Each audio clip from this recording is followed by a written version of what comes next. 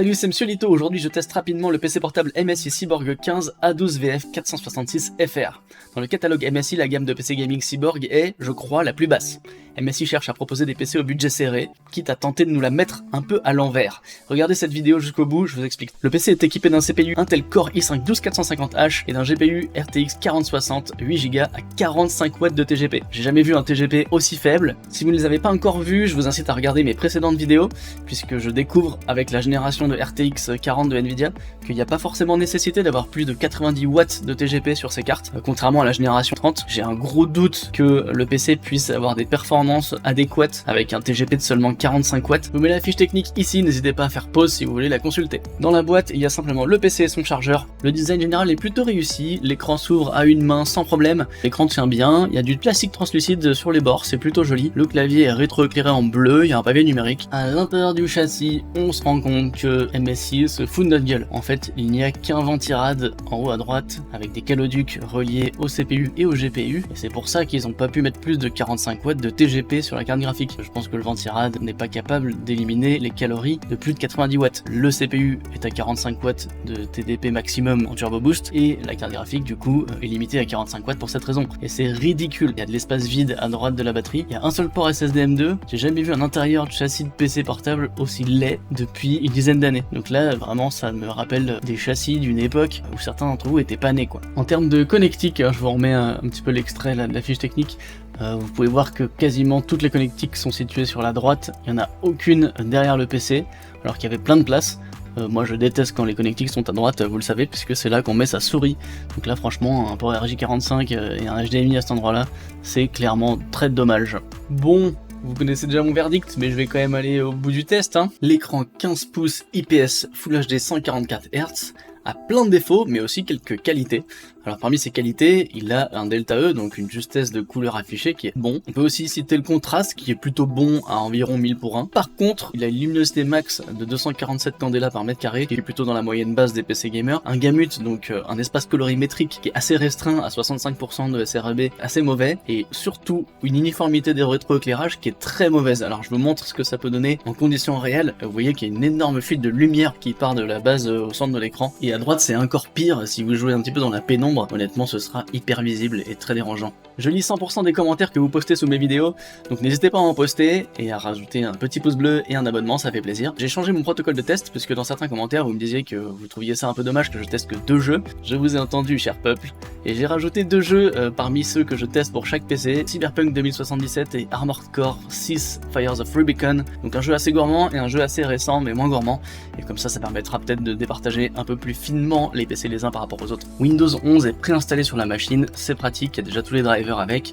Ensuite, on va dans MSI Center, évidemment on met à jour tous les drivers qui peuvent l'être, et on active le mode performance extrême dans fonctionnalité, histoire de balancer un maximum de 45 watts sur la carte graphique. Non! Dans Elden Ring, avec tous les paramètres graphiques à fond, pour rappel, il n'y a pas de ray tracing puisque je continue à tester sur la version 1.08.1. On est sur des performances qui sont tout à fait correctes, mais on descend parfois sous les 40 fps. Ça rappelle certains souvenirs du HP Victus 16 qui avait un problème de compatibilité processeur avec son hyperthreading qu'il fallait désactiver. Là, clairement, il n'y a pas de problème de compatibilité, c'est simplement que le PC n'est pas suffisamment puissant pour pouvoir afficher beaucoup plus que 55 fps dans la forêt là par exemple. Après dans certaines zones évidemment ça remonte, globalement c'est pas foufou, c'est complètement suffisant pour jouer néanmoins. Maintenant on voit que la carte graphique est à 99% d'utilisation, elle chauffe pas beaucoup mais elle consomme pas beaucoup de watts non plus, et je pense que c'est ça qui bride les performances. Le processeur lui est assez chaud pour la puissance consommée, on est vers les 80 degrés généralement. Dans Hogwarts Legacy, avec le DLSS activé sur qualité, tous les paramètres en ultra et le ray tracing en ultra, on commence avec un bon niveau de FPS tout à fait fluide et jouable. Ok, on descend vers les 60, 65, franchement c'est tout à fait jouable aussi. Là on descend un peu sous les 60 effectivement dès qu'on se rapproche de la cour intérieure du château, qui est vraiment l'endroit qui nécessite le plus de ressources graphiques et processeurs. Là les temps de chargement sont raisonnables, on descend très légèrement sous les 40 fps de temps en temps dans la cour, mais honnêtement cette 40-60 à 45 watts de TGP suffit pour pouvoir jouer correctement avec le ray tracing en ultra. Clairement je suis agréablement surpris. On voit que le processeur, la carte graphique consomme à peu près le même nombre de watts, on est sur du 60 watts, 70 watts, c'est très faible en termes de consommation, ça chauffe pas beaucoup, le processeur est souvent sous les 80 degrés, le GPU est sous les 70 en permanence, donc c'est super frais pour un processeur graphique en cours de jeu, il n'y a pas de bug graphique, ça roule quoi.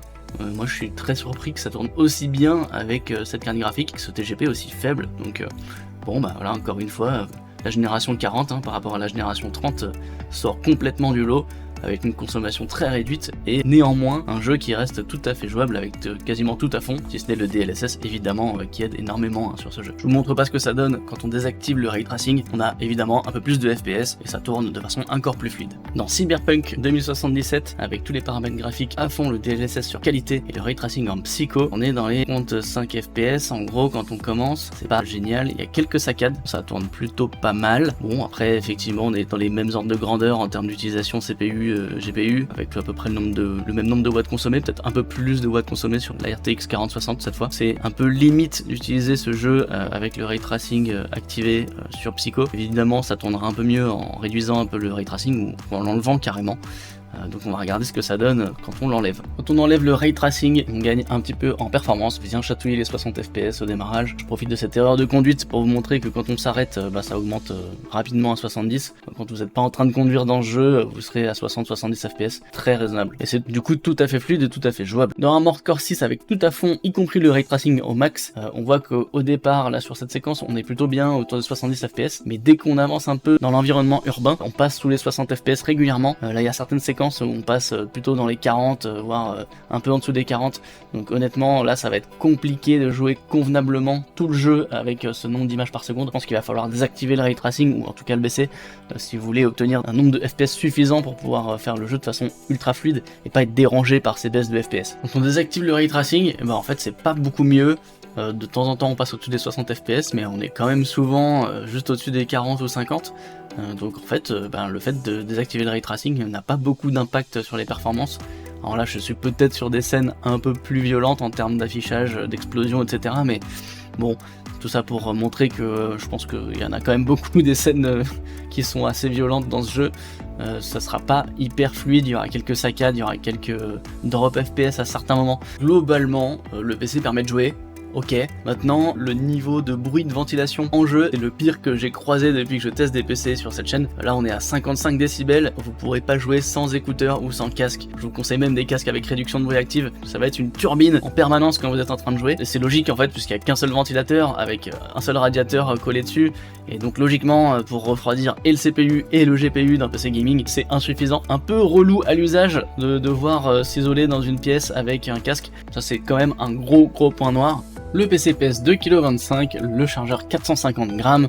Au total, en cumulé, ça fait à peu près 2,5 kg à transporter. C'est très léger. Maintenant, je vais vous montrer un tableau récap que j'ai mis à jour. J'ai pu refaire des tests des jeux Cyberpunk et Armored Core sur certains PC que j'avais pas encore renvoyés. Donc ça va vous permettre de voir un petit peu avec des codes couleurs où se situe ce PC. Il est plutôt en bas du classement. N'hésitez pas à faire pause si vous voulez regarder un petit peu en détail les PC que j'ai testés. Vous allez retrouver la plupart sur ma chaîne. Certains, les vidéos sont pas encore sorties, mais elles sortiront dans les semaines qui viennent. Vous pouvez voir dans ce tableau que mon verdict est de 2 sur 5 pour ce PC. Je l'ai acheté à 900 € en promo. Il est pas beaucoup mieux que le Medion Eraser Crawler i40 avec une promesse de 4060 que je trouve un peu délirante. Je trouve ça vraiment limite. En plus le fait que le PC soit hyper bruyant et que le CPU monte quand même pas mal en température, je trouve ça un peu limite de la part de MSI d'essayer de nous vendre ce PC. Voilà, je trouve que c'est un peu une opération marketing trompeuse de la part de MSI de vouloir proposer ce PC qui sur la fiche technique, si on ne regarde pas le TGP, a l'air vachement bien. Et en fait quand on voit le nombre d'images par seconde moyen en Full HD et le niveau de bruit qu'on doit subir pour jouer dans ces conditions, c'est pas un PC que je peux vous recommander. Clairement je pense qu'il y a beaucoup mieux à 900 €.